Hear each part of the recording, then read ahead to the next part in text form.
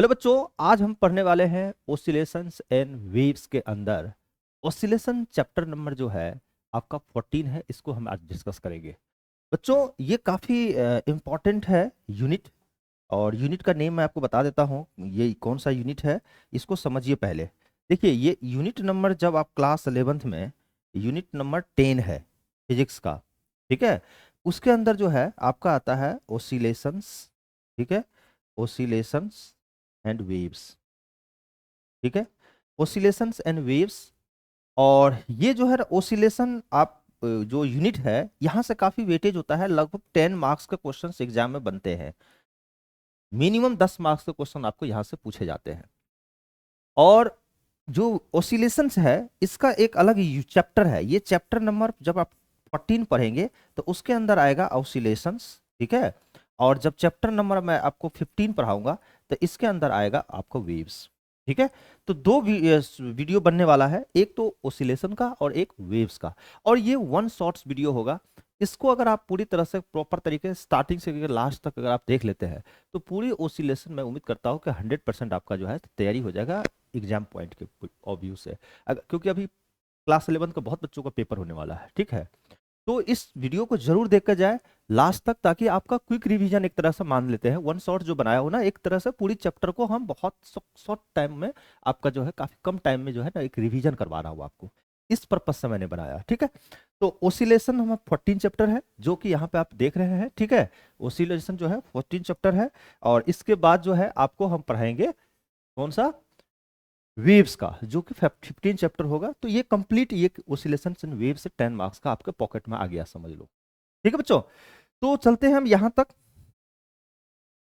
अब सबसे बात करता हूं मैं आपका जो चैप्टर नंबर 14 है, जहां पर आपको ऊपर देख रहे हैं ना, ये जो है क्या लिखा हुआ है, ओसिलेशंस के बारे में।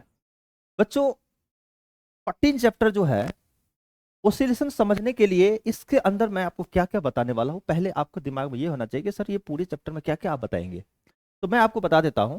सबसे पहले मैं आपको बताऊंगा कि मोशन के बारे में, ठीक है। मोशन के बारे में डिस्कस करेंगे, ठीक है। तो मोशन क्या होता है, जैसे देखिए बता रहा हूं, अगर हम बात करें मोशंस के बारे में, तो अगर हम आपको यहाँ पे मैं लिखता हूँ मोशन। तो देखो, मोशन जो है ना, टू टाइप्स के हो गए। एक टाइप का जो मोशन हो गया, जो कि हो गया पीरियोडिक मोशन, ठीक है, पीरियोडिक। और दूसरा हो गया आपका नॉन पीरियोडिक, ठीक है, नॉन पीरियोडिक मोशन। एक तो पीरियोडिक मोशन हो गया, एक नॉन पीरियोडिक मोशन, ठीक है। तो यहाँ पे पीरियोडिक मोशन डिस्कस करेंगे और उसी के साथ नॉन पीरियोडिक भी। अब पीरियोडिक मोशन भी टू टाइप्स का हो गया, ठीक है। एक हो गया ओसिलेशन, ठीक है, ओसिलेशन के बारे में डिस्कस करेंगे। और एक डिस्कस करेंगे non oscillatory motion, non oscillatory motion, ठीक है, ओसिलेटरी मोशन और नॉन ओसिलेटरी मोशन, ठीक है। तो ये ओसिलेशन के बारे में डिस्कस करेंगे। और ओसिलेशन का एक पार्ट है अगला, ठीक है, एस एच एम, ठीक है। और एक होगा not S H M, S H M. कोई मोशन सिंपल हार्मोनिक मोशन है या नहीं है, उसके बारे में डिस्कस करेंगे। तो ये भी डिस्कस करेंगे। मतलब आपका ये जो फ्लो चार्ट बनाया हूं कि मोशन टू टाइप्स के हो गए, पीरियोडिक, नॉन पीरियोडिक। उसके बाद पीरियोडिक मोशन का oscillatory, non oscillatory. Oscillatory motion का एक पार्ट है जो एसएचएम यानी सिंपल हार्मोनिक मोशन, ठीक है। तो ये सब हम डिस्कस करेंगे। इसके बाद जो है ना, उसका जो है डिस्प्लेसमेंट और वेलोसिटी पे वर्क करेंगे, ठीक है।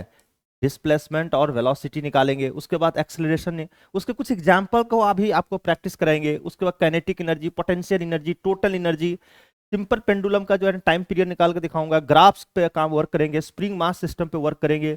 और जब हम स्प्रिंग को अगर हम सीरीज में कनेक्ट करेंगे तब क्या होगा, हम इक्विवेलेंट स्प्रिंग कांस्टेंट। उसके बाद पैरेलल में अगर हम कनेक्ट करेंगे तो इक्विवेलेंट कैसे निकलेगा। और टाइप्स ऑफ ऑसिलेशन क्या है, जैसे कि डैम्प्ड ऑसिलेशन क्या होता है। ये सब ऑसिलेशन के बारे में आपको हम इस वीडियो के अंदर डिस्कस करेंगे। तो बच्चों चलते हैं, हम स्टार्ट करते हैं। यहाँ की बात अगर हम बात करें तो सबसे पहले है कि मोशन के अंदर, ठीक है, जब कोई भी बॉडी टाइम के अकॉर्डिंग, टाइम के रिस्पेक्ट में अगर पोजीशन चेंज करता है तो उस बॉडी को हम बोलते हैं वो बॉडी मोशन में है। अगर टाइम को के अकॉर्डिंग अगर नहीं चेंज करता है तो हम बॉडी को समझते हैं रेस्ट में है। अब क्या हो रहा है, इस मोशन में दो टाइप का है, एक पीरियोडिक मोशन है, एक नॉन पीरियोडिक मोशन है। तो जब कोई बॉडी जो मोशन में है, कोई भी बॉडी अगर वो मोशन में है, तो सर्टेन टाइम ऑफ इंटरवल के बाद वो रिपीट करता है। सर्टेन टाइम ऑफ इंटरवल के बाद अगर वह रिपीट करता है तो उस मोशन को हम पीरियोडिक मोशन बोलते हैं। इस बात को मैंने लिखा भी है, आप इस समझिए, यहां पर मैंने लिख भी दिया है कि any motion in which particle repeats the motion in regular interval of time is called periodic motion. ठीक है, तो पीरियोडिक मोशन का एक एग्जांपल मैं देख रहा हूं। देखिए मोशन ऑफ प्लैनेट्स आप देख रहे हैं, ये क्या है आपको पता होता है। देखिए यहाँ पे ये सन है, ये क्या है, सन है। और सन के जो है चारों साइड कौन मूव कर रहे हैं, अर्थ मूव कर रहा है, देख रहे हैं, एक प्लैनेट्स है, ठीक है। अगर ये अर्थ के, तो आपको पता होना चाहिए कि जो है सन है ना, सन के चारों साइड हमारा अर्थ जो है चक्कर लगाता है, और चंद्रमा जो है चारों साइड अर्थ का चक्कर लगा रहा है। यानी चंद्रमा जो है ना अर्थ के चारों साइड घूम रहा है, और अर्थ जो है सन के चारों साइड घूम रहा है। एक तरह का प्लैनेट का जो मूवमेंट होता है एक रेगुलर इंटरवल ऑफ टाइम के बाद उसी पोजीशन पे आ जा रहा है ना, इसको पीरियोडिक मोशन बोलते हैं। हैंड्स ऑफ अ क्लॉक, ये एक पीरियोडिक मोशन है। कैसे है, तो देखो जब आप चलते हैं, देखो मैं चलता हूं, ऐसे से चलता हूं, देख रहे हैं, जब हम हाथ को आगे बढ़ाते हैं, देखिए ना आप मेरा हाथ देखिए, दोनों हाथ ऐसे से जब मैं करूंगा तो हाथ क्या हो रहा है, हैंड क्या हो रहा है मेरा, आगे पीछे हो रहा है। तो ये भी एक तरह का हैंड्स ऑफ क्लॉक जो है, ये भी हमारा एक तरह का पीरियोडिक मोशन का एक एग्जांपल है। ये आपको पता होना चाहिए। क्लियर है, तो पीरियोडिक मोशन। अब कौन सा वो ऐसा है जो कि पीरियोडिक नहीं है, तो अगर आप पीरियोडिक नहीं है, तो अगर मान लिया जाए पीरियोडिक नहीं है, नॉन पीरियोडिक का एग्जांपल करें, तो जैसे मान लिया जाए कोई भी हॉरिजॉन्टल सरफेस है, इस ब्लॉक एम मास का, इस पे आप फोर्स लगाओगे तो कुछ देर के बाद यहाँ पर पहुंचेगा, ठीक है। तो देखो ये वेलोसिटी भी दे दिया, तो ये नॉन पीरियोडिक है, क्योंकि पोजीशन पे दोबारा रिपीट नहीं हो रहा है ना, ठीक है।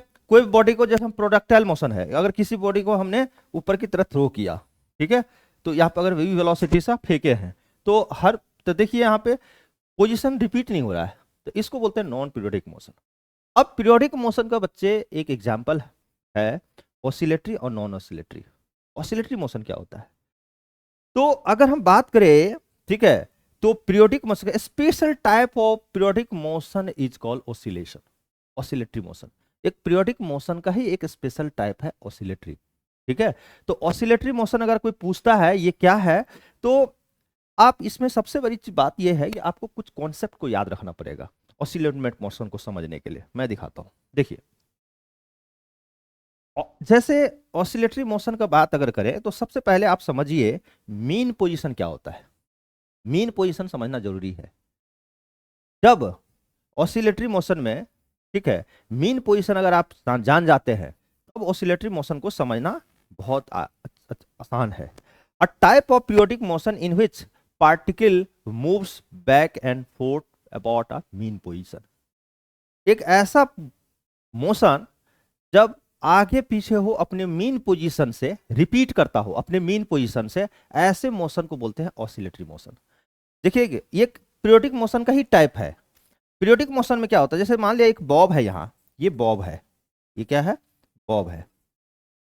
एक एग्जांपल लेता हूं, इसको क्या करते हैं, यहाँ पे लेके चले जाते हैं, और यहां से जाकर हम छोड़ देते हैं, तो ये क्या होगा, एक पोजीशन यहाँ पे आएगा। तो ये क्या होता है, यहां से कितना हाइट गया, ये पोजीशन को बोलते हैं मीन पोजीशन। क्या बोलते हैं, मीन पोजीशन। तो बच्चों जब आप इसको खींचोगे तो यहां पे जाएगा, फिर यहां के बाद यहां आएगा, तो इस पोजीशन को बोलते हैं मीन पोजीशन, क्योंकि इसका नीचे फोर्स लगेगा mg और ऊपर टेंशन होगा 10T। इसका मतलब हुआ कि F जो है नेट जो है यहाँ पे आपका 0 होगा। तो जब मीन पोजीशन होगा, तो मीन पोजीशन के केस में F नेट जो है आपका 0 होगा। नेट फोर्स 0 हो गया, क्योंकि ऊपर टेंशन लग रहा है, इधर mg लग रहा है, तो यहाँ को बैलेंस कर देता है। तो ये यहां से जिस पोजीशन से ऊपर जा रहा है, अगर x डिस्प्लेसमेंट ऊपर गया यहां से, ठीक है, तो ये हुआ आपका from mean position. Mean position मतलब जहां पे एक बार यहां आया, फिर यहां से यहां आया, फिर इधर गया, तो बीच वाले जो पोजीशन है ना, एक मीन पोजीशन जहां से ऊपर नीचे जा रहा है, इसको बोलते हैं ऑसिलेटरी मोशन। तो इसका बहुत एग्जांपल है, सिंपल पेंडुलम एक एग्जांपल ऑफ ऑसिलेटरी मोशन, ठीक है। जैसे हम क्या करते हैं, स्प्रिंग मास सिस्टम अगर हम बात करते हैं, बहुत अच्छी एग्जांपल है। जैसे स्प्रिंग मास सिस्टम जो है, अगर हम बात करते हैं, ये देखो ये स्प्रिंग मास सिस्टम है, ठीक है। इसको क्या करते हैं आप, स्प्रिंग मास सिस्टम को फोर्स F लगा दो, फोर्स ऐसे लगा करके छोड़ दो। मतलब अगर हम x डिस्प्लेसमेंट इधर कर दिए और उसको छोड़ दोगे ना, तो ये आगे इधर के एक्सेलरेशन हो जाएगा, ये क्या करेगा, वाइब्रेट करेगा ऐसे ऐसे अपने पोजीशन पे। तो ऐसे मोशन को बच्चों ओसिलेटरी मोशन बोलते हैं। ठीक है, ओसिलेटरी मोशन समझ में आ गया। अगर मान लिया जाए कोई सर्कुलर पाथ पे अगर एक बॉल ले लो, ठीक है, और इसको घुमाओ यहाँ पे ऐसे करके सर्कुलर पाथ पे घुमाते रहो, ठीक है, तो ये मीन पोजीशन नहीं है इसमें आ रहा है, ठीक है, बस पीरियोडिक है, पीरियोडिक है, लेकिन मीन पोजीशन से आगे पीछे नहीं हो रहा है, अपने पाथ पे रिपीट नहीं हो रहा है। ये क्या होता है, सर्कुलेट होकर के फिर उस पोजीशन पर आया, फिर सर्कुलेट होकर उस पोजीशन, एक पीरियोडिक है, ये ऑसिलेटरी मोशन नहीं है ये। ठीक है, तो जो सिंपल पेंडुलम हो गया, स्प्रिंग मास सिस्टम हो गया, ये सब एग्जाम्पल है किस चीज का, ऑसिलेटरी मोशन का। तो ये आपको एक तरह से ध्यान रखना है। कई बार दिमाग में ये बात आ जाता है बच्चों, ठीक है, कि वाइब्रेशन और ऑसिलेशन में क्या डिफरेंस है सर। देखो वाइब्रेशन और ऑसिलेशन में क्या डिफरेंस है, दिमाग में आता है वाइब्रेशन और ऑसिलेशन। ठीक है, वाइब्रेशन ऑसिलेशन में क्या डिफरेंस है। तो देखो जब फ्रीक्वेंसी, देखो दोनों अगर देखा जाए तो मतलब टेक्निकली एक ही चीज है, लेकिन फिर भी दिमाग में अगर बता देते हैं, जैसे गिटार है ना, आप गिटार को क्या करते हो, उसको बजाते हो, तो उसमें काफी ज्यादा वाइब्रेशन होती है, अपने मेन पोजीशन से वाइब्रेट करता है। तो जब उसकी फ्रीक्वेंसी जब बहुत ज्यादा हो जाता है, तो उसी को हम लोग ऑसिलेशन हो रहा है, लेकिन उसकी फ्रीक्वेंसी जब बहुत ज्यादा हो जाए, तो उसी को हम लोग वाइब्रेशन बोलते हैं। जब मैक्सिमम फ्रीक्वेंसी यानी डिस्प्लेसमेंट फ्रॉम मीन पोजीशन, ठीक है, जब वाइब्रेशन, इसी को बोलते हैं वाइब्रेशन मीन्स, ठीक है, एक तरह से फ्रीक्वेंसी जब हाई हो जाए ऑसिलेशन का, ठीक है, तो वो जो है हमारा वाइब्रेशन कहलाएगा। तो ऑसिलेशन आपको समझ में आ गया, नॉन ऑसिलेशन, ठीक है, नॉन ऑसिलेटरी मोशन उसको बोलते हैं जहां पे हम लोग का क्या है, मीन पोजीशन के कॉन्सेप्ट ना आए, बस वो पीरियोडिक होगा तो वो एक तरह का, तो पीरियोडिक में दोनों आ जाते हैं। ठीक है, अब हम बात करते हैं बच्चों, अभी हमने क्या बताया, एक तो पीरियोडिक मोशन के बारे में डिस्कस किया, पीरियोडिक के अंदर क्या आ गया, ऑसिलेशन आया, ठीक है, और ऑसिलेशन के अंदर क्या आएगा, एसएचएम आएगा। ठीक है, तो इसका मतलब हुआ कि periodic as a broader sense, उसके अंदर है ऑसिलेशन, उसके भी अंदर कौन है, एसएचएम। अब कोई बॉडी अगर सिंपल हार्मोनिक कब होगा, उसके बारे में कुछ कॉन्सेप्ट्स आपको समझना पड़ेगा। सिंपल हार्मोनिक का मतलब होता है ओसिलेटरी मोशन हुआ है। ठीक है, वो सिंपल हार्मोनिक होने का कंडीशन मैं अभी आपको बताता हूँ। चलिए यहाँ देखिए, अब ये वीडियो आपका जो है, यहाँ पे जो ये स्लाइड जो है ना काफी इंपॉर्टेंट है, आप यहाँ समझिए पहले कॉन्सेप्ट क्या है। मैं यहाँ लिखा हूं कि सिंपल हार्मोनिक मोशन यानी एसएचएम होने का क्या कंडीशन है, ये इस पे तक काम कर रहा है। अभी आपको मैंने पीरियोडिक मोशन क्या होता है, ऑसिलेशन ऑसिलेटरी मोशन क्या होता है, ये दोनों पर डिस्कस कर चुके हैं। अब हम लोग सिंपल हार्मोनिक पर काम वर्क करेंगे। ठीक है, अब ये देखिए, जैसे सपोज करो कि एक मैं एग्जांपल लेता हूं यहाँ पे स्प्रिंग मास सिस्टम का। ठीक है, आप इसको एम मास है, ठीक है, इसको क्या किया आपने, डिस्प्लेस कर दिया एक्स डिस्प्लेसमेंट। जैसे इसको खींच कर अगर आप छोड़ेंगे, तो ये क्या करेगा, मूव करना शुरू करेगा इधर, बैकफुट, आगे पीछे इस तरह से मूव करेगा। तो इसकी एक्सेलरेशन क्या होगी, ए एक्सेलरेशन हो जाएगा, नहीं, एक्सेलरेशन क्या होगा, ए हो जाएगा। तो वही कहता है कि जब हम सिंपल हार्मोनिक अगर हम पढ़ते हैं, तो ये स्पेशल टाइप ऑफ एक तरह का देखा जाए तो ऑसिलेशन ही है। तो इसीलिए मैंने लिख भी दिया, a type of oscillation in विच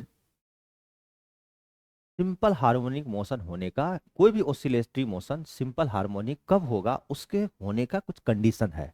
पहला, acceleration of the particle, acceleration of the particle directly proportional to displacement of particle from the mean position. Mean position का मतलब हुआ कि देखो यहाँ पे x, यहाँ पे क्या हो गया, मीन पोजीशन यहाँ पे, अभी यहाँ पे x डिस्प्लेसमेंट हो गया। कुछ देर के बाद मान लिया जाए यहाँ पे बॉडी यहाँ आ गया, ठीक है, तो यहाँ से इसके डिस्प्लेसमेंट मान लो, ठीक है, यहाँ से यहाँ तक डिस्प्लेसमेंट को हम एक्स डैश बोल दिए, तो यहाँ से यहाँ तक एक्सेलरेशन क्या होगा, ए डैश होगा। आ रहा समझ। तो यहाँ पे अगर हम यही बात बता रहा है कि acceleration of particle directly proportional of to the displacement from the mean position, तो मैं यहाँ लिखूंगा कि एक्सेलरेशन डायरेक्टली प्रोपोर्शनल क्या होगा, मीन पोजीशन। ठीक है, मीन पोजीशन, यही बात बता रहा हूँ, एक्सेलरेशन जो है डायरेक्टली प्रोपोर्शनल हो गया मीन पोजीशन एक्स का। दूसरी कंडीशन कह रहा है कि acceleration is always directed opposite to the displacement. Acceleration होगा हमेशा अपोज, अगर आप डिस्प्लेसमेंट इधर करेंगे तो बॉडी का एक्सेलरेशन इधर की तरफ होगा, क्योंकि उसको छोड़ दोगे तो इधर आएगा, तो इसका मतलब माइनस होगा। ठीक है, यही कंडीशन है आपका किस चीज का, ये कंडीशन हो गया एसएचएम होने का। कभी भी एक्सेलरेशन अगर डायरेक्टली प्रोपोर्शनल माइनस एक्स का हो गया, यानी डिस्प्लेसमेंट का नेगेटिव के साइन के साथ, तो समझ लो वो ऑसिलेशन आपका सिंपल हार्मोनिक है। अगर समझे तो यही, यानी इसको और इसको दोनों को कंबाइन करके मैंने बोला, अगर आपका जैसे एक्सेलरेशन ए डैश है तो डायरेक्टली प्रोपोर्शनल होगा क्या, माइनस एक्स डैश का, ये भी लिख सकते हैं आप, क्योंकि इसका डिस्प्लेसमेंट अगर एक्स डैश हुआ तो उसी के प्रोपोर्शनल में एक्सेलरेशन क्या होगा, ए डैश होगा। तो यही कंडीशन है सिंपल हार्मोनिक मोशन होने का। मैं इसको पूरी तरह से एक प्रूफ करके मैं दिखाता हूं, कि एक कंडीशन ला करके मैं प्रूफ करके दिखाता हूं कि सिंपल हार्मोनिक ये क्यों आया, इसका मैं आपको प्रूफ करके दिखाता हूं अभी। ठीक है, चलिए मैं प्रूफ करता हूं, पहले ध्यान रखिए आप इसको। देखो बच्चों, जब हम किसी भी चीज का, जब एसएचएम का हम बात करते हैं, जैसे स्प्रिंग मास सिस्टम हो या सिंपल पेंडुलम है, देखिए दो तरह का पेंडुलम होती है, एक तो कंपाउंड पेंडुलम होता है जिसको कॉम्प्लेक्स पेंडुलम बोलते हैं, वो आपको सिलेबस में नहीं है, ये आपको नहीं पढ़ना है। ठीक है, आपको क्या पढ़ना है, आपको पढ़ना है सिंपल पेंडुलम, ये पढ़ना है सिंपल पेंडुलम या स्प्रिंग मास सिस्टम का। अगर हम बात करें तो दोनों का स्टडी किया गया ना, ठीक है, तो एक इंटरवल ऑफ टाइम पे, एक पीरियोडिक टाइम के बाद जो है ना वो रिपीट करती है अपनी पोजीशन का, तो उसका जो ग्राफ है ना एक तरह का साइनोसाइडल या कॉस का ग्राफ होता है, या साइन का ग्राफ के बराबर होता है। ठीक है, तो मान लेते हैं कि ये एक्स जो है तो आपका इधर ले लिया डिस्प्लेसमेंट, और इधर जो है ठीक है थीटा ले लिया हमने। ठीक है, ये आपको मीन पोजीशन है, ये क्या है, मीन पोजीशन अगर हम बात करें। ठीक है, तो यहाँ पे ग्राफ आप देखिए, ठीक है, ये जो ग्राफ है, कि ये ग्राफ किसका ग्राफ है, ये है आपका, इधर थीटा हो गया तो x इजकल टू, ठीक है, इसका एम्पलीट्यूड को अगर हम बात करते हैं यहां से यहां तक जो एम्पलीट्यूड है जिसको हाइट a बोलते हैं, तो a साइन थीटा बोलूंगा मैं। ठीक है भाई, y equal to sine x का ग्राफ क्या होता है, भूल गए क्या आपको, बच्चों याद रखना, ये जो y equal to sine x, ये y equal to sine x का ग्राफ है, या sine theta, y equal to sine theta का अगर हम बात करें तो इधर थीटा ले लेना, इधर y लेना, तो इसी तरह से गर्भ होता है ना, यहाँ जीरो से स्टार्ट होता है, तो इसी तरह से मैंने क्या किया, इसका एम्पलीट्यूड, क्योंकि साइन एक्स का मैक्सिमम वैल्यू और मिनिमम वैल्यू कितना होता है, ध्यान रखना, अगर साइन थीटा है ना तो इसका मैक्सिमम और मिनिमम वैल्यू -1 से 1 होता है, उसी तरह कॉस थीटा का वैल्यू जो है 1 से और -1 के बीच होता है। अगर एम्पलीट्यूड a से मल्टीप्लाई कर देंगे तो यहाँ भी क्या होगा, ये बन जाएगा -a साइन थीटा, ठीक है, और से +a हो जाएगा। ठीक है, तो इसी तरह से मैंने लिखा, तो मैंने इसका ये लिख लिया। अब आपको पता है कि थीटा इक्वल टू क्या होता है, देखो जब सर को थीटा, जैसे हमारे पास x क्या होता है, डिस्प्लेसमेंट होता है। ठीक है, तो एंगुलर वेलोसिटी, एंगुलर डिस्प्लेसमेंट अगर हम बात करें तो थीटा को बोलते हैं एंगुलर ये क्या है, एंगुलर डिस्प्लेसमेंट, ध्यान रखना, एंगुलर डिस्प्लेसमेंट। ठीक है, तो एंगुलर डिस्प्लेसमेंट हो जाता है थीटा, और ओमेगा क्या होता है, एंगुलर वेलोसिटी, एंगुलर वेलोसिटी। ठीक है, तो अब बताओ, तो एंगुलर एक्सेलरेशन वेलोसिटी हो गया, तो अगर हम वेलोसिटी निकालेंगे तो डिस्प्लेसमेंट बाय टाइम होगा, ऑब्वियस है, वेलोसिटी इक्वल टू क्या होता है, angular velocity equal to angular displacement by time. तो हमने यहां से थीटा का अगर हम लिखे तो ओमेगा इंटू टी ये लिखेंगे।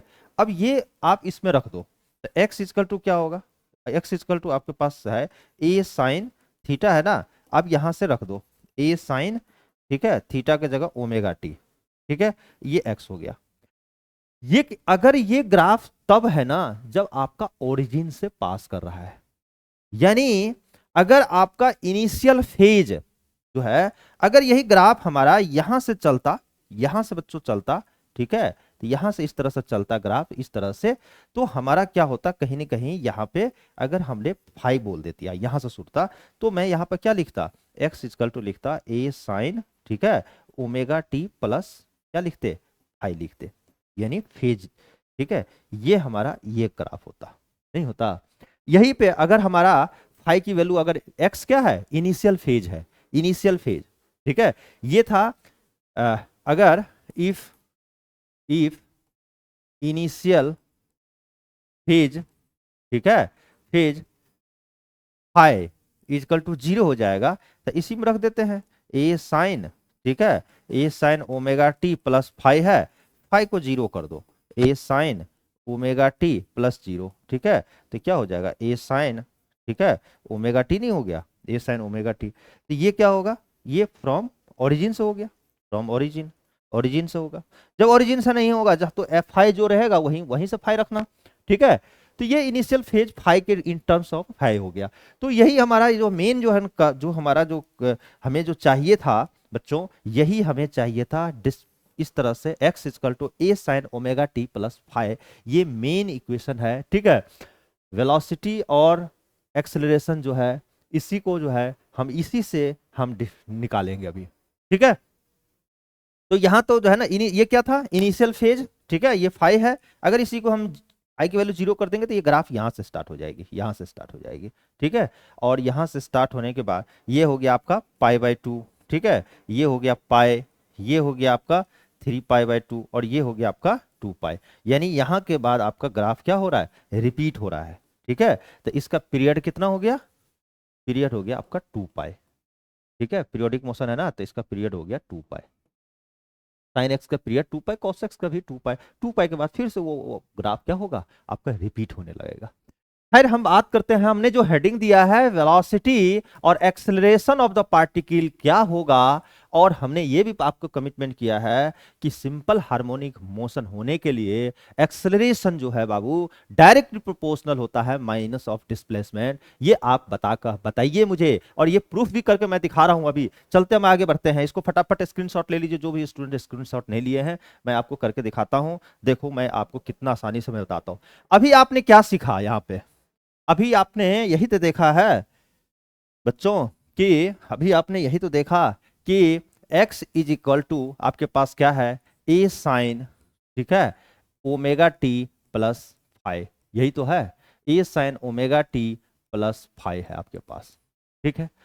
तो ये तो आपको याद रखना है। चलो अब अभी क्या आपको पता है, वी नो दैट, हम क्या जानते हैं, यहां लिखना we know that, we know that, हम जानते हैं कि वेलोसिटी जो है वो होता है dx बाय dt।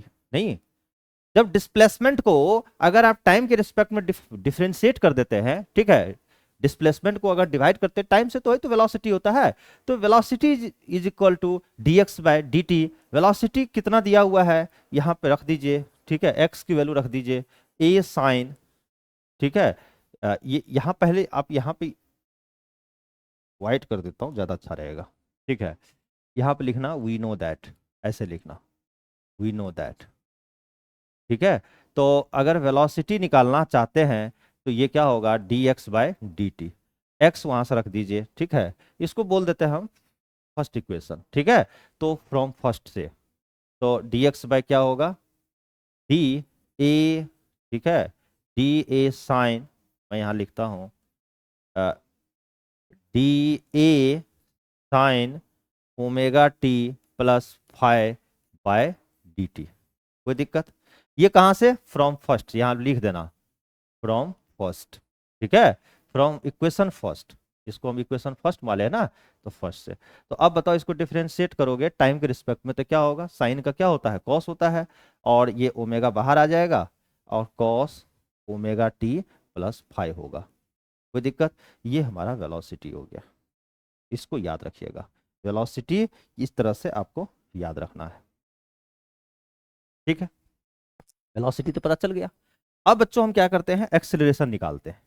फिर हम क्या जानते हैं, यहाँ पे लिखो, फिर वी नो दैट, हम जानते हैं कि एक्सेलरेशन जो है क्या होता है, we know that, we know that, हम एक्सेलरेशन का क्या होता है, एक्सेलरेशन जो है को जब वेलोसिटी को डिफरेंशिएट करोगे dv बाई dt तो आपको एक्सेलरेशन होगा। इस इक्वेशन को बोल दो सेकेंड, ठीक है। तो अब यहाँ पर मैं क्या करता हूँ, ठीक है, from from equation second we have, अब हम क्या पाएंगे, तो आप a इजकल टू डी, ठीक है, अभी की वैल्यू रख दो a omega sine omega T plus five, इसको डिफरेंशिएट करो dt का। जब टाइम के रिस्पेक्ट में डिफरेंशिएशन करो तो क्या होगा, अब ये बताओ, यहाँ साइन नहीं होगा, यहाँ कॉस हो जाएगा, यहाँ कॉस लिखना a omega cos omega T अब प्लस फाइव। अब बच्चों यहाँ पर देखो, ए ओमेगा तो पहले से है, अब कॉस का क्या होता है माइनस साइन, तो मैं लिखूंगा ए ओमेगा, यहाँ भी ओमेगा है तो ओमेगा स्क्वायर और sign omega T plus five, ये लिखूं। अब यहाँ देखो, यहाँ पर मैं क्या लिखूंगा, यहाँ पे लिखो माइनस ओमेगा स्क्वायर ए साइन ओमेगा टी अब प्लस फाइव, ये लिखा। अब ये बताओ इस चीज को हम क्या लिखेंगे बताओ तो, a sine omega T plus five को हम लोग क्या लिखते हैं, यही तो है, ठीक है। ये देखो तो एक्स की वैल्यू है तो यहाँ से लिख दो माइनस ओमेगा स्क्वायर एक्स ए। तो अब देखो यहाँ से जो आपका एक्सेलरेशन आया, ठीक है, यहाँ से जो एक्सेलरेशन आया वो क्या आया, अगर हम बात करें यहाँ ओमेगा स्क्वायर, ठीक है, यहाँ से बच्चों मैं क्या लिखूंगा, यहाँ पे एक्सेलरेशन जो आया माइनस क्या आया ओमेगा स्क्वायर एक्स आया, ठीक है, ये एक्सेलरेशन आया। इसका मतलब ये हो गया, यहाँ से हम बोल सकते हैं कि acceleration directly proportional to minus x का, नहीं आया, क्योंकि माइनस ओमेगा स्क्वायर क्या है कांस्टेंट है, ठीक है, माइनस ओमेगा स्क्वायर क्या है, ये वाला जो पार्ट है ये तो आपका कांस्टेंट हो गया। तो देखिए एक्सेलरेशन माइनस डिस्प्लेसमेंट का हो गया, तो ये से प्रूफ हो गया कि जब कोई भी मोशन सिंपल हार्मोनिक में होता है, जब कोई भी मोशन अगर एसएचएम में होता है तो एक्सेलरेशन डायरेक्टली प्रोपोर्शनल डिस्प्लेसमेंट का हुआ, और ये हमने यहाँ पे प्रूफ करके भी दिखा दिया। तो यही कंडीशन था सिंपल हार्मोनिक मोशन होने का, और बहुत आसान तरीका है जिस तरीके से आपने इसको सीखा, ठीक है। और इसमें मैं आपके क्वेश्चन भी एक करके दिखाता हूं, देखो क्वेश्चन किस तरह से क्वेश्चन पेपर में आते हैं, और उस क्वेश्चन को आपको समझना है और उसी पे बेस्ड क्वेश्चन भी आते हैं। देखिए एक एग्जाम में क्वेश्चन आया हुआ था, मैं यहाँ पे देखो एक क्वेश्चन दे रहा हूं मैं, यहाँ पे देखो, यहाँ पे क्वेश्चन क्या कर रहा है, ऑप्शन भी दिया हुआ है, कह रहा है कि यहाँ पे कि which of the following relation between acceleration and displacement of a particle involved in SHM। देखो जब SHM होता है तो आपको पता है होना चाहिए कि SHM होने का क्या कंडीशन है कि एक्सेलरेशन इक्वल टू क्या होता है, एक्सेलरेशन जो है माइनस ओमेगा स्क्वायर एक्स होता है, acceleration directly proportional to minus x होता है। क्यों, क्योंकि ओमेगा स्क्वायर क्या होता है, ओमेगा इक्वल टू 2 पाई/t, नहीं, ठीक है। तो इस तरह से तो ओमेगा स्क्वायर तो कांस्टेंट है, ठीक है, तो इसका मतलब हुआ कि minus proportional to minus x. तो अब आप देखिए इस ऑप्शन में प्रोपोर्शनल टू 2x है, यहाँ पर माइनस 2x स्क्वायर है, तो यहाँ पे प्लस 2x स्क्वायर है, यही तो ऑप्शन है डी। क्यों कि यहाँ पे ax जो है, ठीक है, एक्स डायरेक्शन में, ठीक है, माइनस 2x है, तो इसका मतलब ax यहाँ पर डायरेक्टली प्रोपोर्शनल माइनस नहीं x है, क्योंकि माइनस x है, क्योंकि 2 तो कांस्टेंट है, तो इसका मतलब ऑप्शन नंबर डी आपका करेक्ट है, ठीक है। तो इस तरह से क्वेश्चंस आते हैं। एक और क्वेश्चन करके दिखाता हूं बच्चों, ये देखो, ये क्वेश्चन, ये भी क्वेश्चन आसान है। अब यहाँ पे क्या कर रहा है कि आपका इसका एक ग्राफ दिया, मतलब ये कर्व दिया हुआ है, a particle is acted simultaneously by the mutually perpendicular, देखो एक दूसरे को परपेंडिकुलर डायरेक्शन में एक कर्व जा रहा है, ऑसिलेटरी हो रही है, जिसमें x equal to A cos omega T और y equal to A sine omega T दिया हुआ है। तो इसका जो है ना कर्व कैसा होगा, x एक्सिस और y एक्सिस दोनों तरफ से ऑसिलेट हो रहा है, तो रिजल्टेंट जो आएगा वो किस तरह से होगा, इसका कर्व पूछ रहा है। तो बहुत आसान है, देखिए आप इसका ट्रैजेक्टरी मोशन क्या होगा, इसके लिए 4 ऑप्शन दिया हुआ है। तो आप पहले ऐसा कर लो, x इक्वल टू कितना दिया हुआ है, ए कॉस ओमेगा टी है, इसको फर्स्ट बोलो, इसको क्या करो by squaring both side, by squaring both side, दोनों साइड बच्चों स्क्वायर करो। तो जब दोनों स्क्वायर कर लेंगे बोथ साइड वी हैव, क्या पाओगे बताओ तो यहाँ पर आएगा x square a square cos square omega t, यही आएगा ना, इसको सेकेंड बोल दो। फिर जो है आपका क्या है, y इक्वल टू क्या है, ए साइन ओमेगा टी, ठीक है।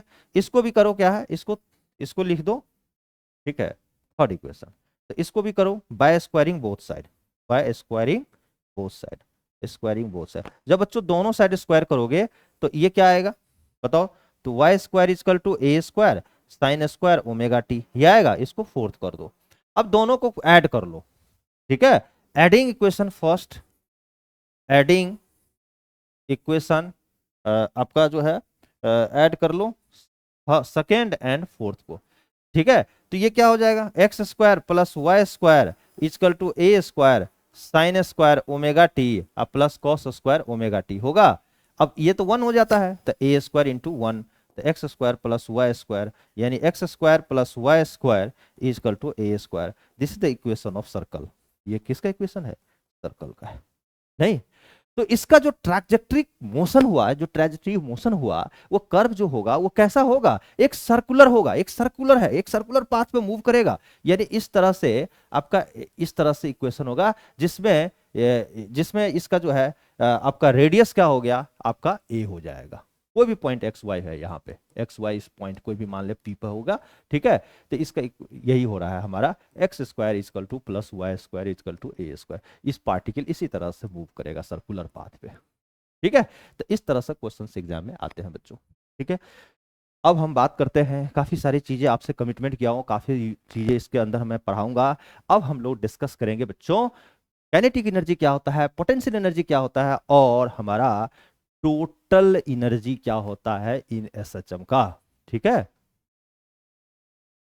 अब बच्चों हम लोग पढ़ेंगे किसी भी कोई भी अगर मोशन, ऑसिलेटरी मोशन अगर इन एसएचएम में है तो उसका kinetic energy, potential energy, total energy किस तरह से वेरी करता है, और वो मीन जो पोजीशन है उससे किस तरह से वो वेरी कर रहा है, उसके हम लोग स्टडी करते हैं। तो चलते हैं, सबसे पहले मैं यहाँ बात करता हूँ काइनेटिक एनर्जी। आपको पता होना चाहिए कि काइनेटिक एनर्जी का फॉर्मूला क्या होता है? हाफ एम बी स्क्वायर, यही होता है ना। काइनेटिक एनर्जी का जो फॉर्मूला होता है तो हाफ एम बी स्क्वायर। तो मैंने लिख दिया कि एज अ, यहाँ पे लिख देता हूँ as a kinetic energy half M B square. और आपको पता होना चाहिए वेलोसिटी का भी हमने निकाला है, एम भी कितना वैल्यू होती है? वी की वैल्यू होता है ए ओमेगा, ठीक है, कॉस ओमेगा टी, ठीक है। ये तो होता है ए कॉस ओमेगा टी अब प्लस फाइव, यही होता है इसका होल स्क्वायर। तो आप यहाँ से लिख लो इसको हाफ एम, ठीक है, एम इसको मैं लिख देता हूँ ए स्क्वायर, ठीक है, omega square cos square omega T plus five. कोई दिक्कत? यहाँ तक तो कोई दिक्कत नहीं है। अब बच्चों मैं क्या करता हूँ, ठीक है, अब मैं कॉस स्क्वायर थीटा को 1 माइनस साइन स्क्वायर थीटा लिख देता हूँ। तो मैं यहाँ लिखता हूँ 1 एम, एम लिखता हूँ M omega square a square, ठीक है, और 1 minus sign square omega T plus theta, ठीक है। अब आप, मैं क्या करता हूँ, इस ए स्क्वायर का अंदर ले जाओ, तो हाफ, यहाँ एम छूट गया, एम ओमेगा स्क्वायर, इसको लिख दो ए, ठीक है, a square minus a square sine square omega T plus five. जैसे जैसे मैं कर रहा हूँ बस सिंप्लीफाई कर रहा हूँ बस इसको। तो एम ओमेगा स्क्वायर, ठीक है, और ए स्क्वायर। अब बच्चों देखो तो a sine omega T plus five को ही तो हम क्या लिखेंगे, ये देखो तो यहाँ पे इस तरह से लिख सकते हैं, a sine omega T plus five, इस तरह से लिखा इसका स्क्वायर, ठीक है। तो मैं इसको लिखूंगा सिंपली एम ओमेगा स्क्वायर, ठीक है, a square minus x square लिखूंगा। देखो तो, नहीं, ये काइनेटिक एनर्जी हो गया, ठीक है। ये आपको ध्यान रखना है। देखो काइनेटिक एनर्जी जो है ना डिपेंड करता है एक्स पे, देख रहे हैं एक्स है इसमें, यानी मीन पोजीशन से कितना वेरी कर रहा है आपका। अब आपको ध्यान ये रखना है कि ये एम, इसको अगर हम बात करें कि यहाँ पे एम ओमेगा स्क्वायर है, इसको हम किस तरह से लिख सकते हैं? देखिए जब हम आपको पता होना चाहिए कि जब हम आपने बताया था कि एक्सेलरेशन जो है, डायरेक्टली एक्सेलरेशन इजकल टू क्या होता है? माइनस ओमेगा स्क्वायर एक्स होता है। एक तो ये आपका मान लो, इसको आप ए बोल दो, ठीक है। और एक को ध्यान रखिएगा, for spring, for spring mass system अगर हम ले, ठीक है, तो स्प्रिंग मास सिस्टम का फोर्स इजकल टू क्या होता है? माइनस के एक्स होता है।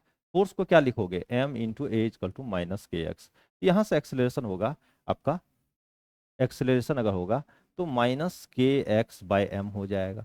इसको बी बोल दो, ठीक है। अब from from A and B, A and B दोनों से, ठीक है, ये भी एक्सेलरेशन ये भी एक्सेलरेशन, तो मैं लिखूंगा a square x equal to minus के एक्स बाय एम लिखूंगा। एक्स एक्स कैंसिल हो गया, तो के इजकल टू हो जाएगा बच्चों एम ओमेगा स्क्वायर। ये के का वैल्यू हो गया। अब आप देखो वहां के की वैल्यू एम ओमेगा स्क्वायर अगर मैं लिख दिया, क्यों? ये हमारा कब है? जब हमारा ऑसिलेशन हो रहा है ना, तो ये स्प्रिंग मास सिस्टम का केस में है, ठीक है, स्प्रिंग मास सिस्टम का ये इस तरह से है। एक्स डिस्प्लेसमेंट हो गया, एम मास हो गया, तो इस तरह से आपका रिलेट होगा, इसका एक्सेलरेशन ए है तो, ठीक है, स्प्रिंग कांस्टेंट के है, ठीक है, इस तरह से। तो बच्चों अब क्या कर रहा हूं मैं, यहां से इस इक्वेशन को अगर आपने सी बोल दिया, ठीक है, तो फ्रॉम सी से अगर हम बात करें तो काइनेटिक एनर्जी को मैं क्या लिखूंगा, काइनेटिक एनर्जी इक्वल टू होता है हाफ, और देखो यहाँ पर एम ओमेगा स्क्वायर को के लिखूंगा, ठीक है, तो के इंटू ए स्क्वायर माइनस एक्स स्क्वायर, ये भी मैं लिख सकता हूँ काइनेटिक एनर्जी। अब बात करें अगर हम पोटेंशियल एनर्जी का, तो पोटेंशियल एनर्जी क्या होता है, पोटेंशियल एनर्जी का अगर आप लिखोगे तो हाफ, ठीक है, M omega square x square होता है, हाफ एम ओमेगा स्क्वायर, ठीक है, और एक्स स्क्वायर, तो यानी हाफ क्या होगा, के एक्स स्क्वायर हो गया। तो ये हो गया आपका पोटेंशियल एनर्जी के बारे में। तो पोटेंशियल एनर्जी हो गया, ये काइनेटिक एनर्जी का। टोटल एनर्जी की बात करें तो अगर हम बात करें टोटल एनर्जी, तो टोटल एनर्जी यानी टीई हम बोलते हैं इसको, तो ये क्या होता है, potential energy plus kinetic energy. भाई टोटल एनर्जी क्या होगा, दोनों एनर्जी को ऐड करेंगे, पोटेंशियल प्लस काइनेटिक, तो अब पोटेंशियल एनर्जी क्या हो गया, हाफ के एक्स स्क्वायर अब प्लस हाफ, अब इसको मल्टीप्लाई कर लो, के ए स्क्वायर माइनस हाफ, ठीक है, और के एक्स स्क्वायर, तो देखो ये कैंसिल हो गया, यानी फाइनली हाफ के ए स्क्वायर हो गया, या आप इसको half M A square M omega square M, यानी आप इसको लिखेंगे, ठीक है, half M omega square A, ठीक है, यानी टोटल एनर्जी का अगर बात करें तो दो फार्मूला हो गया, या तो ये लिख दो या तो हाफ के ए स्क्वायर लिख दो, ठीक है, ये हो गया।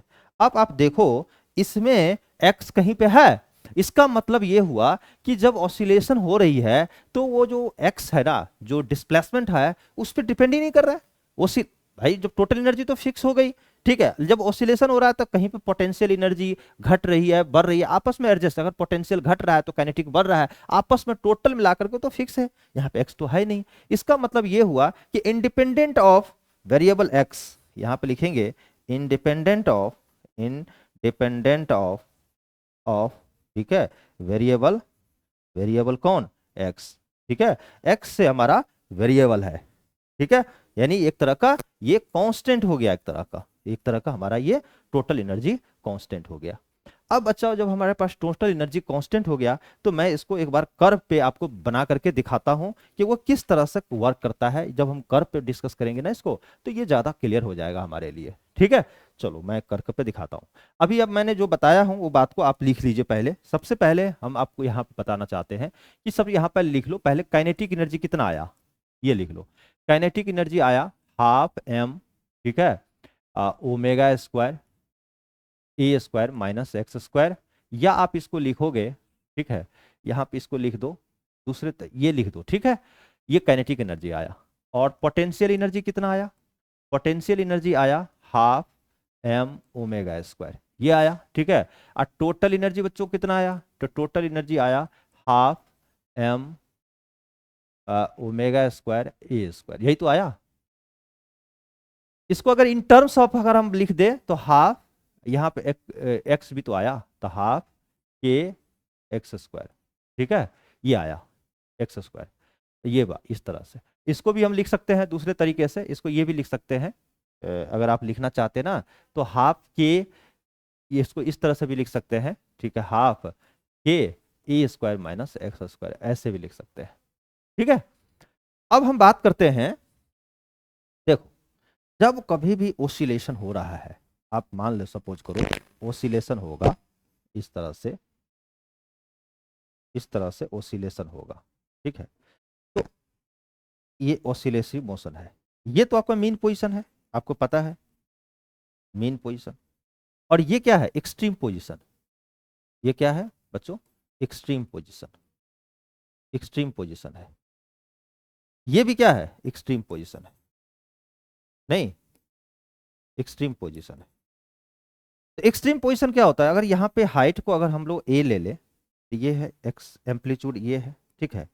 तो अगर हम बात करें, सुनो, अगर हम यहाँ पे डिस्कस करें किस चीज का, कि दो चीजें हैं, काइनेटिक एनर्जी की बात करें तो अगर हम यहाँ पे दो पोजीशन हो रहा है काइनेटिक एनर्जी का, एक तो हमारा हो रहा है एक्सट्रीम पोजीशन पे, तो एक्सट्रीम पोजीशन पे यहाँ पे अगर हम बात करें काइनेटिक एनर्जी का, मैं लिख देता हूं, ठीक है, काइनेटिक एनर्जी का एक्सट्रीम पोजीशन पे अगर हम बात करें इस पोजीशन पे, तो x बराबर कितना रखोगे a, तो यहाँ पे ये x बराबर a रखोगे, ठीक है, तो x बराबर a रखोगे तो काइनेटिक एनर्जी कितना हो जाएगा, काइनेटिक एनर्जी x बराबर a रख दिया तो ये तो जीरो हो जाएगी।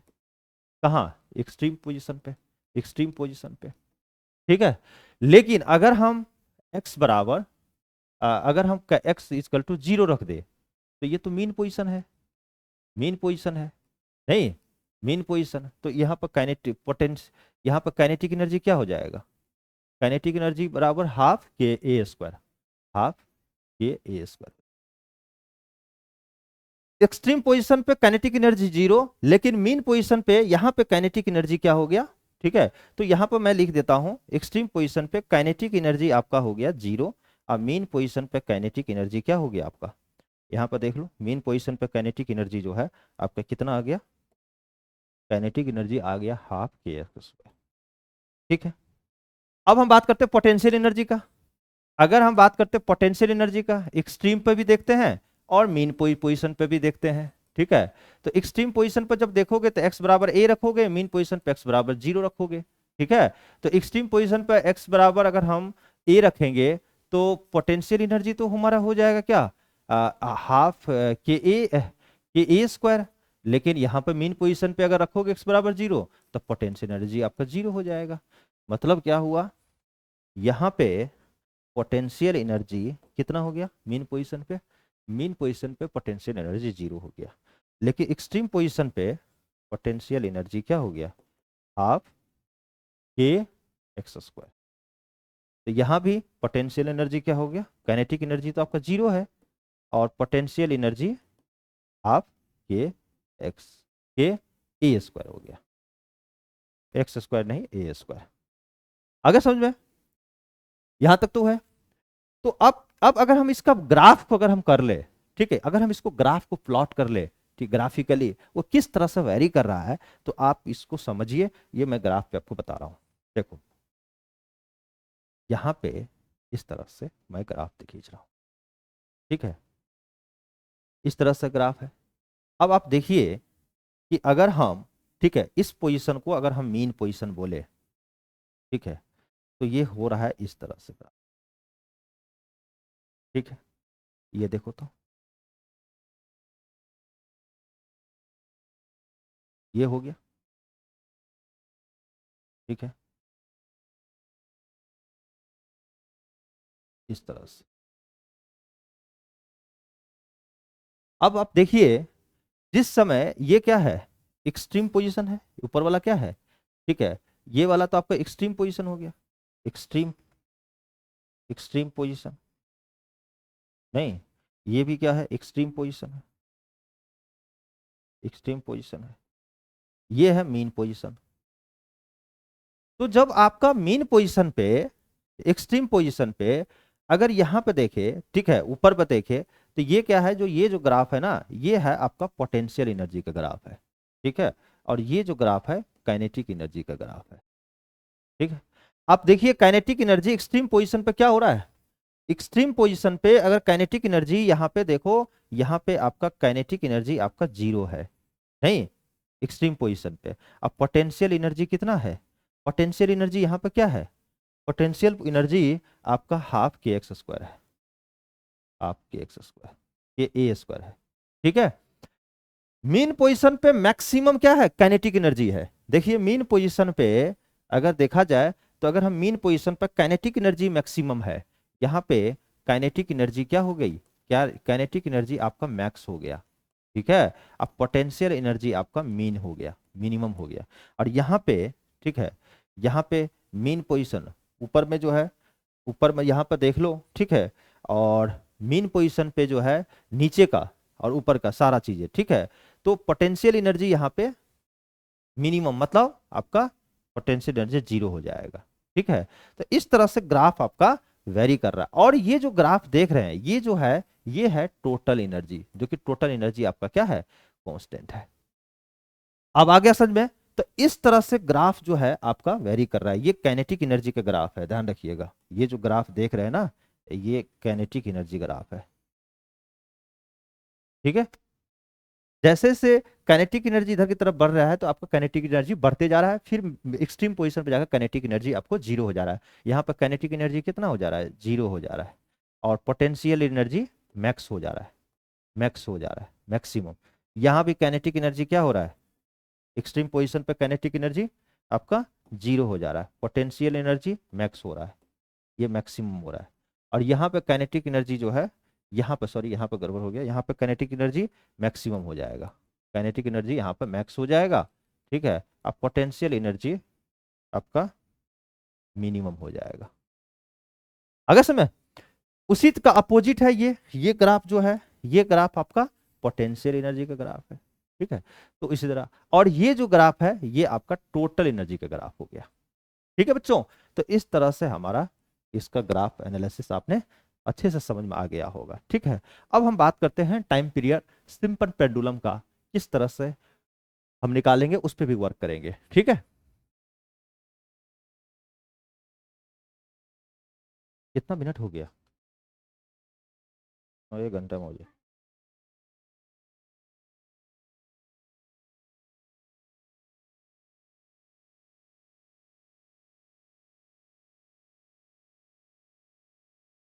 अब बच्चों हम लोग स्टार्ट करते हैं सिंपल पेंडुलम का टाइम पीरियड के बारे में। देखो सिंपल पेंडुलम है, इसका टाइम पीरियड क्या होगा हमने दिया भी है, टी इजकल टू 2 पाई√अंडर L/G, जो कि इंडिपेंडेंट ऑफ मास है, मास पे डिपेंड नहीं कर रहा है। मैं इसको प्रूफ करके भी दिखाता हूं कैसे निकालते हैं। तो मान लेते हैं कि आप पॉइंट मास का एक बॉब मान लेते हैं, ठीक है। तो अब point mass bob is connected, यहाँ पे लिखना, ठीक है। अब पॉइंट मास, अब point mass bob is connected, bob is connected, ये कनेक्ट पॉइंट मास मान लेते हैं, bob is connected to inelastic massless string, connected inelastic, elastic massless string, massless string को हम मान लेते हैं, मासलेस स्ट्रिंग है एक, ठीक है। जैसे हमने इस तरह से यहाँ पे मान लेते हैं, ठीक है, इन इलास्टिक, यहाँ पे इस तरह से बॉब है, इस तरह से ये बॉब है, मास m है, इस बॉब को इस पोजीशन पे हम रखते हैं, ठीक है।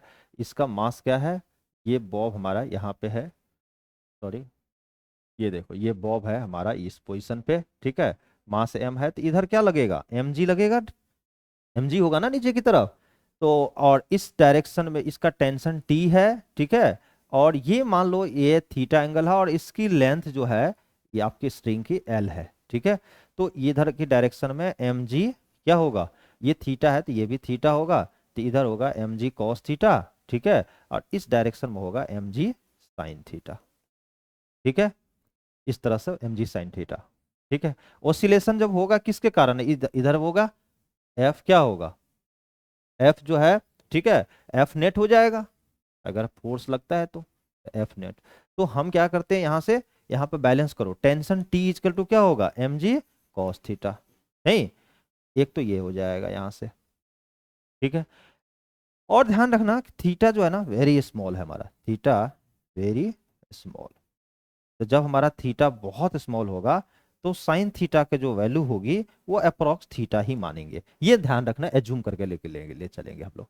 तो अब बताओ यहां से, तो लिखिएगा टाइम पीरियड ऑफ पेंडुलम अगर हम निकालना चाहते हैं, तो लेटस सिंपल पेंडुलम लिख लीजिए, let's simple pendulum of mass m और theta angle which is very small, ठीक है। इस सिंपल पेंडुलम का मास m है और थीटा जो है वेरी स्मॉल है। यहाँ पे m क्या है, मास है, मास है, mass of simple pendulum, simple pendulum का मास है। थीटा बहुत स्मॉल है तो साइन थीटा को अप्रॉक्स मान लो थीटा मान लेना।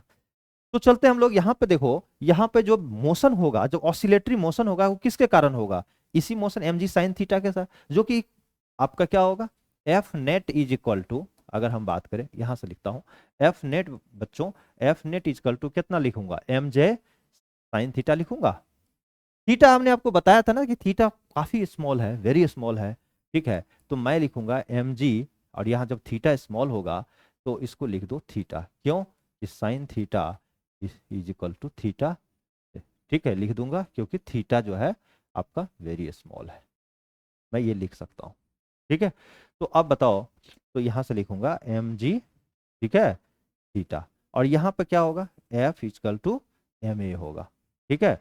m बच्चों कैंसिल हो गया, तो a इक्वल टू क्या होगा, g थीटा होगा। ये क्या होता है, माइनस ओमेगा स्क्वायर एक्स होता है, ठीक है, जी थीटा हो गया, ठीक है।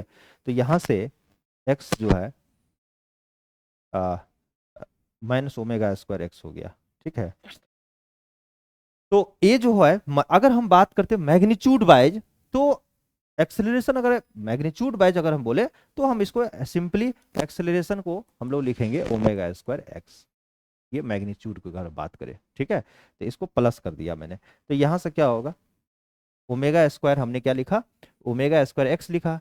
यहां से ओमेगा स्क्वायर का एक्स के जगह पे क्या है, एक्स के जगह पे क्या है बच्चों, एक्स के जगह पे हमारा यहाँ पे इधर भी एक्स है, ठीक है। अब थीटा इजकल टू निकाल लो, थीटा इजकल टू क्या होता है, यहां से थीटा निकाल लो, theta equal to l by theta l, ये लेंथ अब बाय, तो एल कितना हो गया, एल हो गया, अब डिस्प्लेसमेंट आपका एक्स हो गया, आर हो गया, थीटा इजकल टू होता है एल बाय आर, आप पढ़े नहीं है ये इस तरह से। अगर एक यहाँ से अगर ये थीटा एंगल बनाता है ना, ये लेंथ एल है, ये आर है, तो थीटा इजकल टू होता है एल बाय आर इस केस में। तो यहाँ तो रेडियस क्या है, यही एल है रेडियस, और ये डिस्प्लेसमेंट यहाँ से कितना आया है, यहाँ से इस पोजीशन से ये जो डिस्प्लेसमेंट है एक्स है। तो यहाँ पर मैं लिख देता हूँ, यहाँ पर लिख लोगे थीटा इजकल टू क्या होता है एल, एल कितना हो गया डिस्प्लेसमेंट एक्स बाय आर, ये ठीक है। तो यहाँ पे ये लिख दे, इसको मिटा दो, तो यहाँ से लिख दो जी एक्स बाय एल हो गया, ओमेगा स्क्वायर एक्स हो गया, एक्स एक्स कैंसिल हो गया, तो omega square equal to G by L हो गया, ठीक है बच्चों। अब यहाँ से हम क्या करेंगे, यहाँ से लिखेंगे ओमेगा इजकल टू कितना, root under g by l, ठीक है। ओमेगा इजकल टू होता है 2 pi by t equal to root under g by l, तो यहाँ से टी इजकल टू होगा 2 pi root under l by g. This is the time period of simple pendulum. Simple pendulum का जो time period था t equal to 2 pi l by g, और T जो है एक तरह से क्या है, किस पे डिपेंड किया है, देखो तो ये independent of mass and angle, ये क्या है, independent independent of mass and angle, mass and angle, ठीक है, मास एम और एंगल और थीटा। देखो यहाँ सिंपल पेंडुलम में कहीं मास नहीं है और ना तो कहीं थीटा है, ये दोनों से बच्चों इंडिपेंडेंट है, ये ध्यान रखना है। तो ये टाइम पीरियड जो है ना इंडिपेंडेंट हो गया किससे, इंडिपेंडेंट किससे हो गया, थीटा एंड एम, ये दोनों से हो गया। अगर इसी बात को अगर हम बात करें इसे सिंपल पेंडुलम के जगह पे अगर स्प्रिंग मास सिस्टम होगा, तो वहां देखिएगा मास पे डिपेंड करता है, ये मैं बच्चों प्रूफ करके अभी दिखाऊंगा वो कैसे डिपेंड करता है। तो सबसे पहले यहां तक तो आपको क्लियर हो गया। अब हम बात करते हैं स्प्रिंग मास सिस्टम का, अगर हम लेते हैं तो उसका भी मैं करके आपको दिखाता हूं। चलिए स्प्रिंग मास सिस्टम का लेते हैं, यहां तक क्लियर है, चलो मैं स्प्रिंग मास सिस्टम का दिखाता हूं। ये देखो दूसरे, इसका टाइम पीरियड मैं निकाल कर दिखाता हूं। अगर हम स्प्रिंग मास सिस्टम का करें तो हम इस तरह से भी ले सकते हैं, एक स्प्रिंग है इस तरह से, इस पे मास है m। बहुत स्टूडेंट कहता है कि सर हम इस तरह लेंगे, बहुत सारे स्टूडेंट बोल सकता है इस तरह से सर मैं लेता हूं, भाई इस तरह से भी ले सकते हो, आपकी मर्जी, जैसी मर्जी है वैसे ले लीजिए। आप मान ले इसको x डिस्प्लेसमेंट किए, तो इधर इधर मान ले आपने x डिस्प्लेसमेंट किया, जैसे होगा वैसे ले लो, ठीक है। तो एज ए फोर्स क्या होगा, एज अ फोर्स क्या होगा बताओ तो, F इजकल टू माइनस के एक्स, यही तो होगा, नहीं F इजकल टू क्या होता है, mass into acceleration, mass into acceleration equal to minus के एक्स होगा। अब बताओ A इजकल टू क्या होगा, minus k by m into x होगा, कोई दिक्कत। अब यहां पे बताओ एक्सेलरेशन का क्या होता है, minus omega square x equal to minus k by m into x होगा, एक्स एक्स छपास, माइनस बाय छपास, ओमेगा स्क्वायर इजकल टू क्या होगा, के बाय एम हो गया। यहाँ और करके भी देना बहुत जरूरी है, ठीक है। अब बताओ यहाँ पे omega equal to root under क्या लिखूंगा मैं, के बाय एम लिखूंगा। अब ओमेगा का वैल्यू क्या होता है 2 पाई बाय टी, नहीं equal to root under K by M. Next लिखो T equal to 2 pi root under M by K, 2 pi root under M by K, ये हो गया time period of spring mass system. और आप देख रहे हैं टी डायरेक्टली प्रोपोर्शनल है रूट अंडर मास का, देख रहे हैं, यानी टाइम पीरियड यहां पे स्प्रिंग मास सिस्टम का वो टाइम पीरियड जो है वो मास के रूट अंडर में पे डिपेंड करता है। ठीक है, तो ये भी इंपॉर्टेंट कॉन्सेप्ट है टाइम पीरियड निकालने का। आपने बच्चों यहां तक आपने देख लिया, तो दोनों में डिफरेंस है और दोनों का बहुत अच्छे से डेरिवेशन आपको आनी चाहिए, तभी आप एग्जाम में लिख पाएंगे। अब हम बात करते हैं series and parallel combination of spring. जब दो स्प्रिंग को अगर हम सीरीज में कनेक्ट करते हैं और पैरेलल में कनेक्ट करते हैं तो उसका इक्विवेलेंट जो है स्प्रिंग कांस्टेंट कैसे निकालेंगे उसके बारे में डिस्कस करेंगे। तो चलते पहले इसको फटाफट लिख लीजिए। अब बच्चों हम लोग सबसे पहला काम क्या करते हैं कि जब series and parallel combination of spring के बारे में थोड़ी जानकारी भी जरूरी है, क्योंकि अगर ये जानकारी नहीं रहेगा ना तो आप कहीं ना कहीं गलत कर देंगे। तो देखो, आप मान लिया जाए कि सपोज करो कि ये मान लिया जाए आपके पास स्प्रिंग है, ये स्प्रिंग है, ये स्प्रिंग, इसका K1 स्प्रिंग कांस्टेंट, इसका K2 है, इस पे x1 डिस्प्लेसमेंट हुआ, इसमें x2 डिस्प्लेस हुआ। कब हुआ? जब इस पे m मास को अपने नीचे x डिस्प्लेसमेंट कर रहे हो, आप इसको खींच रहे हो नीचे की तरफ, फोर्स लगा रहे हो, यानी इस पे जो लोड आएगा कितना आएगा? mg आएगा। तो बच्चों एक चीज आप बताओ हमें, ठीक है, जब इसको स्प्रिंग को आप खींचोगे नीचे की तरफ तो ऑब्वियस है इलोंगेशन आएगा, उसमें तनाव आएगी। तो यहां भी कुछ ना कुछ खिंचाव होगा जो x1 होगा, और इधर भी खिंचाव होगा तो x2 का। तो टोटल कितना खींचेंगे आप? x1 plus x2। यानी अगर हम बताएंगे, अगर देखा जाए, सो अगर नेट निकाला जाए, सो अगर x नेट अगर निकाला जाए तो x1 प्लस x2 ही तो होगा। इसमें भी कुछ खींचेंगे, कुछ यहां भी खिंचाव होगा, डिस्प्लेसमेंट होगा। तो इसमें x1 खिंचा हो गया, इसमें x2 हो गया, तो x नेट आ गया। अब आपको पता होना चाहिए कि स्प्रिंग का जो फॉर्मूला होता है माइनस के एक्स होता है, फोर्स इक्वल टू, नहीं? तो यहां पे क्या होगा बताओ? यहां पे x निकालोगे तो x इक्वल टू क्या होगा? माइनस एफ बाई के नहीं होगा? देखो तो, एफ बाई क्या होगा? के होगा। तो यहां पर मैं लिख देता हूं minus f by k net, नहीं, इज इक्वल टू, यहां पे क्या लिखोगे? Minus f by k one plus minus f by k two, नहीं, plus minus f by k two. यहां से क्या होगा? एफ एफ कैंसिल हो गया सारा वो दोनों साइड, तो यहां से आ जाएगा 1/k net is equal to 1/k1 plus 1/k1 k2। बच्चों ये ध्यान रखना है, या आप इसको के नेट इक्वल टू अगर निकालना चाहते हो, ठीक है, तो ये जो है k1, ठीक है, इंटू K2/K1 प्लस K2।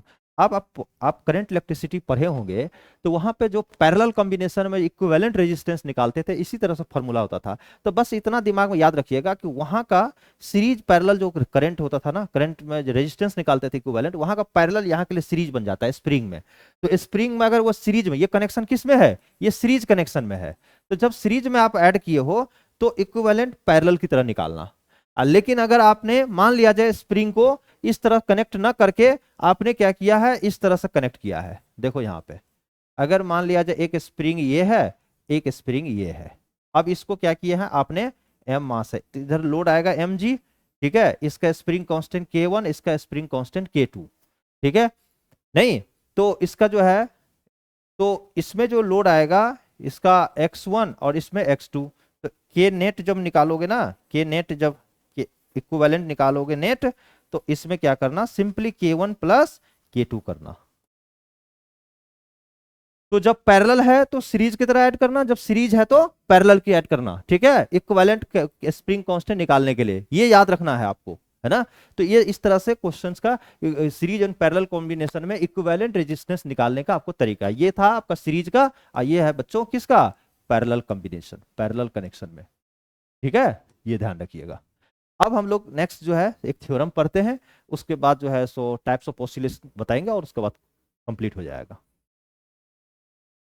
अब देखो बच्चों, यहां पे है कि projection of object in uniform circular motion on its diameter is in SHM, ठीक है। देखो बच्चों कि अगर मान लिया जाए एक ऑब्जेक्ट है जो सर्कुलर मोशन पे मूव कर रहा है, तो यहां पे मान लो कि ये ऑब्जेक्ट अभी इस पोजीशन पे है, ठीक है, तो इस ऑब्जेक्ट का शैडो बनेगा। भाई ऑब्जेक्ट जहां कहीं पे भी होगा, जैसे इस पोजीशन पे मूव कर रहा है, जैसे इस एंटी क्लॉकवाइज, ठीक है, तो यहाँ पे है, तो कि यहाँ पे शैडो बनेगा, फिर कुछ देर के बाद यहाँ पे शैडो बनेगा, फिर कुछ दिन के बाद यहाँ पे शैडो बनेगा, फिर यहाँ पे शैडो बनेगा, फिर यहाँ पे शैडो बनेगा। ठीक है, ये डायमीटर पे यहाँ तक बनेगा। फिर यहाँ पे जब यहाँ आएगा तो इसका शैडो यहाँ पे आएगा, इसका शैडो यहाँ पे आएगा, एक तरह का लाइन पे आएगा शैडो।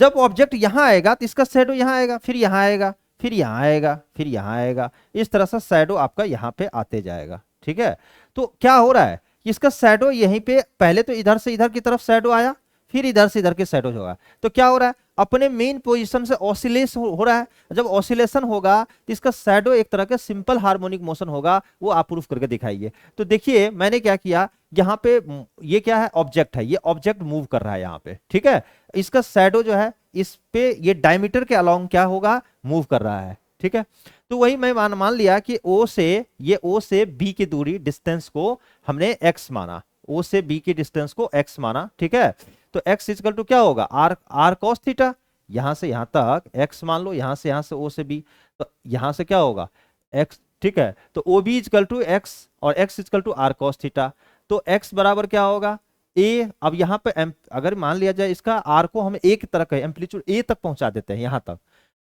रेडियस को, तो a cos ओमेगा टी। अब क्या होगा कि यहाँ से वेलोसिटी जब हम निकालेंगे तो dx बाई डी टी होगा, फिर हम इसको डिफरेंशिएट किए, हमारा वेलोसिटी आ गया, फिर एक्सेलरेशन क्या किए, dv बाई डी टी किए, acceleration minus omega square x आ गया। ठीक है, और ये जो देख रहे हैं ये एक्सेलरेशन डायरेक्टली प्रोपोर्शनल हो गया माइनस एक्स का, और ये प्रूफ करता है कि एक्सेलरेशन निगेटिव ऑफ डिस्प्लेसमेंट का प्रोपोर्शनल हो गया, तो ये एसएचएम है। तो देख रहे हैं ना, ये आपको प्रूफ भी करके दिखा दिया है कि इसका जो मोशन होगा शैडो का एक तरह का सिंपल हार्मोनिक होगा। ठीक है, तो ये थ्योरम कई बार एग्जाम आ भी जाते हैं, तो इसको एक बार प्रैक्टिस भी कर लीजिएगा। अब हम लोग इसके अंदर लास्ट जो है एक दो पॉइंट है जो बता करके हम लोग फाइनल करेंगे इसको। ठीक है, अब देखो बच्चों, हमारे पास कई बार दिमाग में आ जाता है कि हम टाइप्स ऑफ ऑसिलेशन, कितने तरह का ऑसिलेशन होता है सर। तो देखो कई टाइप का ऑसिलेशन होता है, मैं एक दो एग्जाम्पल बताता हूँ। ठीक है, कि यहाँ पे जो मेन है उसको हम आपको डिस्कस कर रहे हैं कि देखिए यहाँ पे ऑसिलेशन में एक तो होता है फ्री ऑसिलेशन। तो फ्री ऑसिलेशन उसको बोलते हैं जहां पे हमारा एम्पलीट्यूड कांस्टेंट होता है, यानी एनर्जी की कोई लॉस नहीं होती है, आइडियल केस में ऐसा होगा। ठीक है, तो ऐसे ऑसिलेशन को बोलते हैं हम लोग, जैसे हमारे पास ऐसे ऑसिलेशन हो रहा है, ऐसे ऑसिलेशन हो रहा है। ठीक है, तो यहाँ पे जो है एम्पलीट्यूड आपका क्या है, कांस्टेंट है, एम्पलीट्यूड आपका ठीक है कांस्टेंट है। ठीक है, तो एम्पलीट्यूड कांस्टेंट है, तो ऐसे ऑसिलेशन को बोलते हैं फ्री ऑसिलेशन, फ्री ऑसिलेशन। ठीक है, जहां पे ये जो है ना एम्पलीट्यूड, ये जो है ए है एम्पलीट्यूड, ये क्या है कांस्टेंट है। अगर समझे, एनर्जी का लॉस नहीं हो रहा है। लेकिन ऐसे ऑसिलेशन जहां पे एनर्जी की लॉस हो रही है, ठीक है, जैसे अभी ये एक साइकिल में ऑसिलेशन होगा, धीरे धीरे धीरे धीरे धीरे धीरे धीरे धीरे ऐसे करके हो रहा है। तो यानी क्या हो रहा है यहाँ पे, इसका तो ये समझ में आ गया। यहाँ क्या हो रहा है, एम्पलीट्यूड जो है इसमें डैम्प में एम्पलीट्यूड जो है ऑसिलेशन का वो ग्रेजुअली डिक्रीज हो रहा है, ग्रेजुअली बच्चों डिक्रीजेज हो रहा है, यानी कहीं ना कहीं एनर्जी क्या हो रही है, लॉस हो रही है। यानी यहाँ पे एनर्जी का क्या होगा, एनर्जी का लॉस हो रहा है। ठीक है, लॉस हो रहा है, एनर्जी लॉस हो रहा है। ठीक है, तो ऐसे इसको हम बोलते हैं डैम्प्ड ऑसिलेशन, डैम्प्ड ऑसिलेशन मतलब घट रही है एम्पलीट्यूड। एक होता है force oscillation, a type of oscillation in which, ठीक है, in which external force is applied with the same frequency to make a amplitude constant। ऐसे ऑसिलेशन को फोर्स्ड ऑसिलेशन बोलते हैं। कई बार होता है जैसे रेजोनेंस में भी आप एक टाइप का भी ऑसिलेशन होता है। तो ये सब छोड़ो, है कि नहीं, मेनली आप देखना ज्यादा वर्क करना इस पे, ये इंपॉर्टेंट है। डैम्प्ड ऑसिलेशन क्या होता है, कई बार आपको क्वेश्चन पेपर में आ भी जाते हैं, तो बच्चों इसको ध्यान में रखना। तो आई होप आप लोगों को अच्छा लगा होगा वन शॉट वीडियो, मैं आशा करता हूं। ठीक है, और जो भी एग्जाम का तैयारी करना मतलब देना चाह रहा है अभी रिसेंट में जो जिसका भी पेपर होगा, तो एक बार जरूर इसको पूरा वन शॉट्स को कंप्लीट देख लेंगे, तो इससे क्या होगा, काफ़ी सारा रिवीजन हो जाएगा।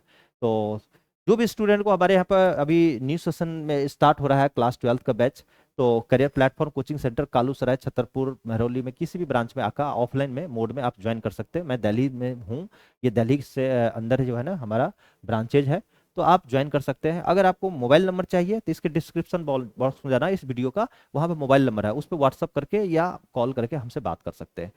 ठीक है, thank you, wish you all the best career platform.